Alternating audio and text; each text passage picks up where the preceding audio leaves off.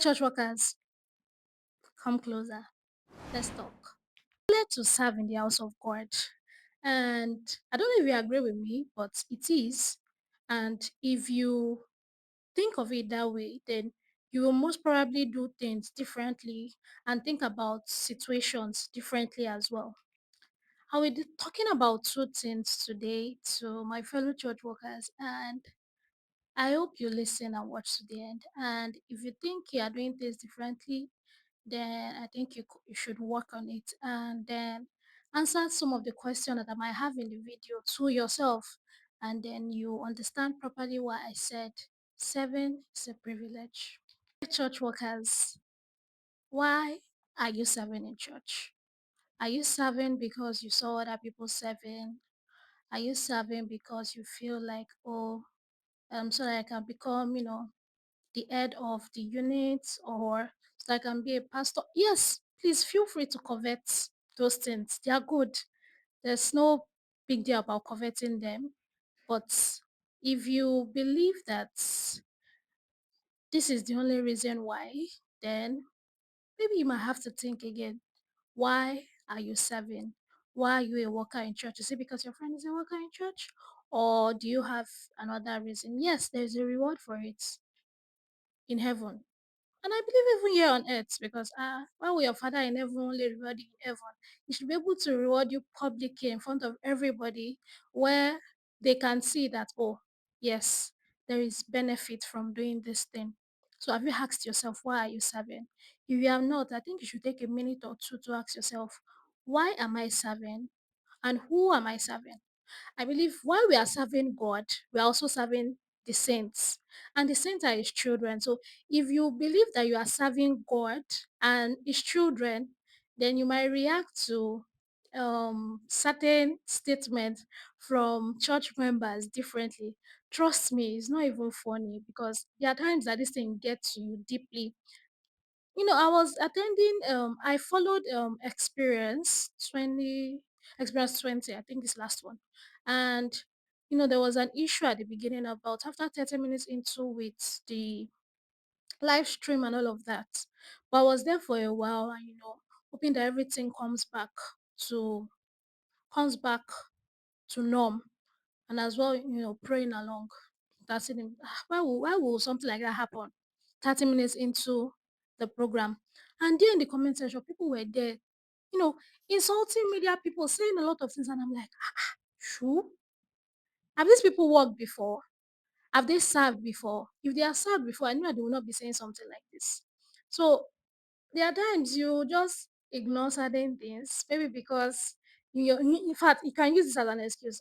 You have not served before, so I'll just let it go. Or you smile because you're God's children and you're going to meet different type of people in church. So think about it very well. You're serving God, you're serving His anointed, you're serving God's people as well. So why are you serving? It's a very important question. You know that when you go to work early because you know that, oh, maybe there are some companies that they decide to, remove from their staff salary if they don't come to work, depending on how late they are. My husband worked with one company that removed 50 naira per minute. Is it per minute now? I think it's per minute. So I don't think my husband ever took his salary complete at a point, but it's all right. That's not the point. The point here is when you go to work, you know that, oh, I'm going to work because I have my salary at the end of the day. Oh, that's why. But when you are serving, have you thought about it? Why am I serving? There's no salary. Yes, there's reward, but how many people see those reward? How many people are seeing it? And there are times I forget it. Your reward can be so loud.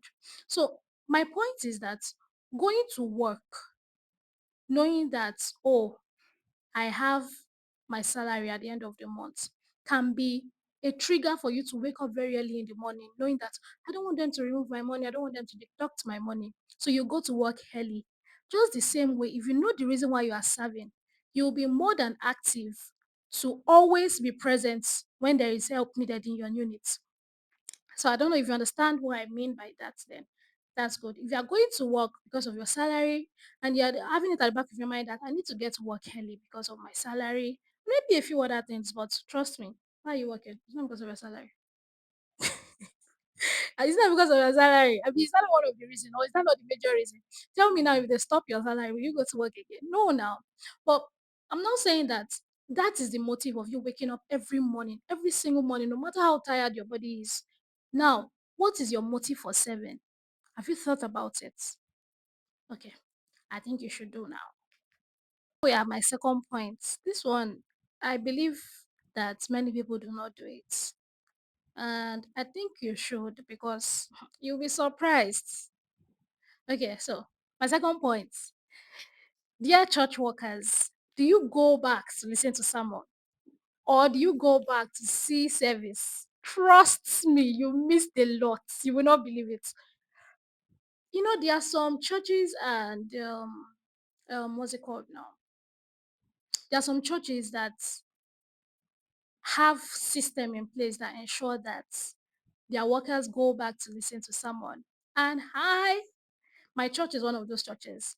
I remember after annual camp, our annual camp is usually December, and the following month, January, for my unit, our message that we were to listen to that month was every sermon that was preached during annual camp. Why? Because trust me, you missed a lot. You're either in welcoming team, if you're in media, you might have to go outside to check on the speaker, all of these things. And you are missing, see, those details that you are missing is might be something that can actually help you. It might be the one that you actually need for that Sunday to click for you. So do you go back after service to listen to those messages? Okay. Your church do not live stream. They do not record messages. How about you carry your phone every Sunday and record? Or how about you bring it up in church as an opinion that how about we record our Sunday service sermon? When you go back to there's one thing my pastor and my prophet says that you need to go back again and again. And trust me, there are some messages that I have listened to like 4 or 5 times. But when I go back again, it's like my mind totally skipped out some parts. You'll be like, prophet actually said this. He said this. Wow. You don't know how you missed it. Okay, let's even say that you are in service, right? You are in service, you are not in welcoming team, you don't go out during service. Hi, you will miss something. Let me give you an instance. An instance.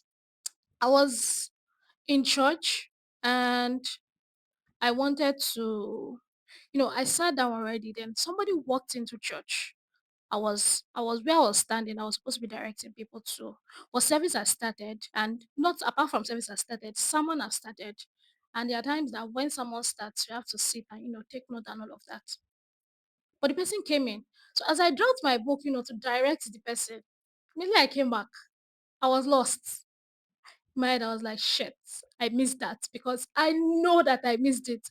But what I'm trying to say is that some of those messages you actually missed a lot in there because I feel like you are serving and then your mind skipped some things that you were not sure that you had right or that you didn't even hear at all. So believe me, you need to go back to listen to your messages. You will thank me for this one.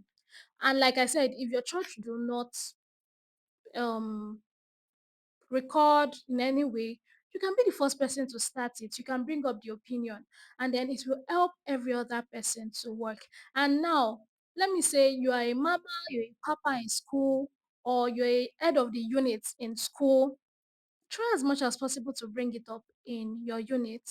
Ask them to, go over a particular message and maybe drop a takeaway on it, maybe once in a month, just to be sure that everybody is actually listening to what pastor has to say or what pastor is saying every Sunday. Let it not be like it's going over.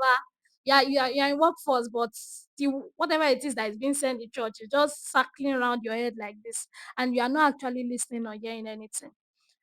That is my second point, and I believe that after doing this, so it will help you see service. I mean, not church service now. I mean, serving in church in a better light, and it will help you.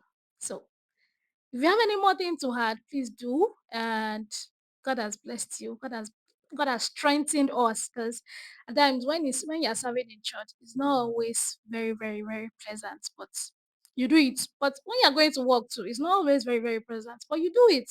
and you do it with your whole heart.